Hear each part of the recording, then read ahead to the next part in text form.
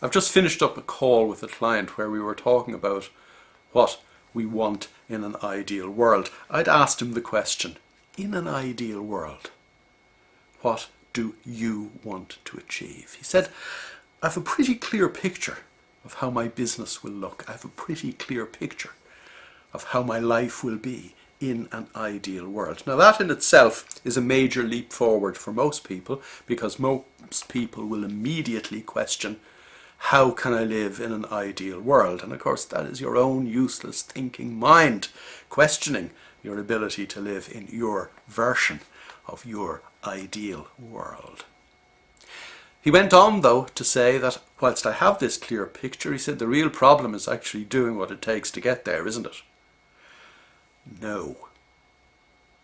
All you need to do is give your subconscious mind the picture of what your ideal world looks like, feels like, sounds like, smells like, and tastes like.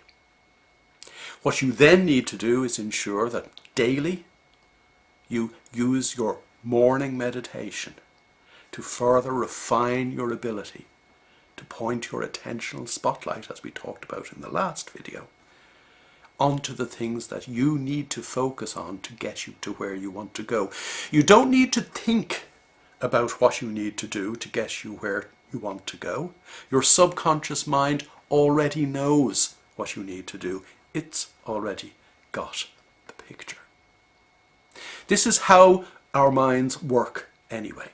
I've often told the story of my friend who was a dreadful public speaker, who on reflection told me that during his early years he had been subjected to what he thought was abuse when his uncle started falling around the place laughing at him as he sang his party piece. He subsequently burst into tears and ran out of the room, and in his adult life, because of the mechanical way the subconscious mind operates, he fights the urge to burst into tears and run out of the room every time he makes a presentation.